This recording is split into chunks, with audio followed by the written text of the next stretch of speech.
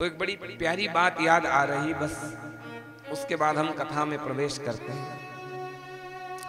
हरिराम व्यास जी महाराज बहुत बहुत इतने बड़े विद्वान कि उन समय में उनका नाम सुनते ही लोग थर थर कांपने लग जाते हैं, थर थर। जब भी वो जाते ना तो लोगों से शास्त्रार्थ करते हैं, हमसे बात करो, और जब शास्त्रार्थ में हार जाते ना तो प्रमाण पत्र पे साइन करवाते, सील लगवाते और कहते मानो कि हम हरिराम व्यास से हार गए। और वो चलते ना तो पीछे गाड़ियां भर भर के शास्त्र रहते, घूमते घूमते घूमते घूमते हरिराम व्यास जी ने भारत के समस्त विद्वानों को हरा दिया। चलते चलते पहुंच गए काशी।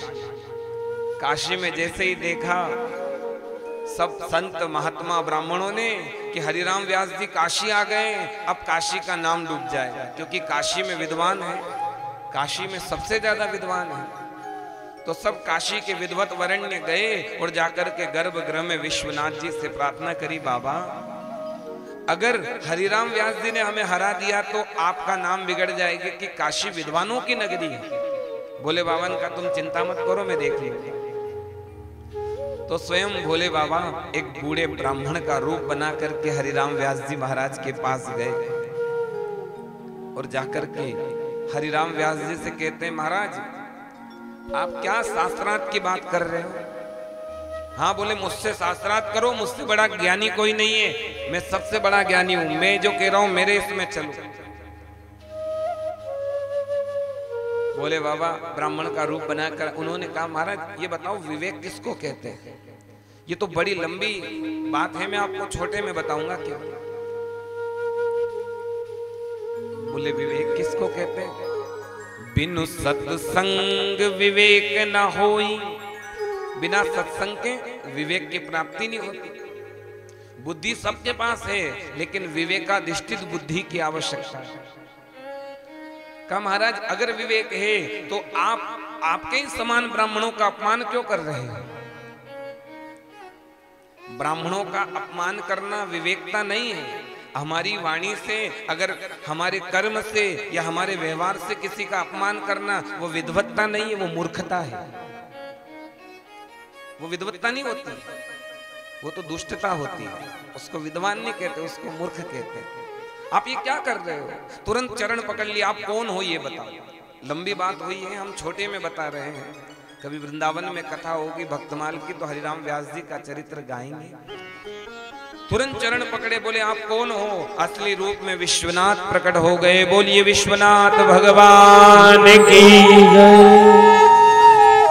और विश्वनाथ ने कहा, हरिराम व्यास अपने आप को पहचानो, तुम कौन हो?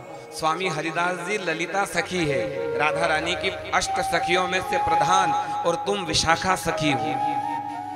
ये विशाखा सखी लोगों को अभिमान दिखाने के लिए नहीं है। तुम जाओ वृंदावन, इन सब चीजों को छोड़ो। तब उन्होंने अपने शास्त्रों को सबको धर दिया और सीधे घर गए और घर पे त्याग करके वृंदावन की ओर चले गए स्वामी जी। और वृंदावन जाकर के मदन टेर पर हित हरिवंश महाप्रभु से दीक्षा ली और दीक्षा लेकर के राधा नाम का प्रचार प्रसार किया। और पन्ना में जो जुगल किशोर जी विराजमान है उनको प्रकट किया भक्ति के प्रभाव जी, स्वामी हित हरिवंश महाप्रभु जी और हरिराम व्यास जी महाराज। तो दो बालक, एक राधा बना एक कृष्ण बना। तो जो किशोरी जी का रूप लेकर के रास कर रहे थे, अचानक उन किशोरी जी के चरणों के नूपुर बिखर गए। दौड़े दौड़े दौड़े दौड़े, कोई नहीं देख रहा, लेकिन हरिराम व्यास जी ने देखा। वेग से दौड़े गए और इतनी तेज गति से दौड़े। क्यों दौड़े?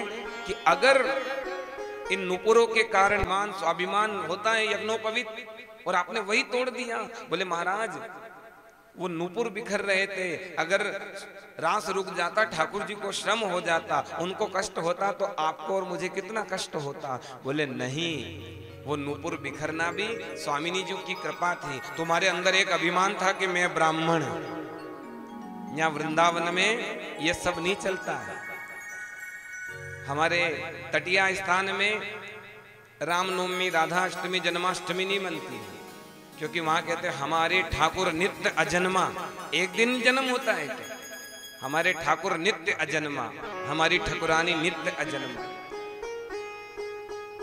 अब आप कहोगे ये क्या, बहुत उल्टी रीत है वृंदावन की। ये वहां बड़े बड़े विद्वान हार जाते हैं, सब फेल हो जाते हैं कि कौन पावे या को पार, प्रेम नदिया की सदा उल्टी बहे धार।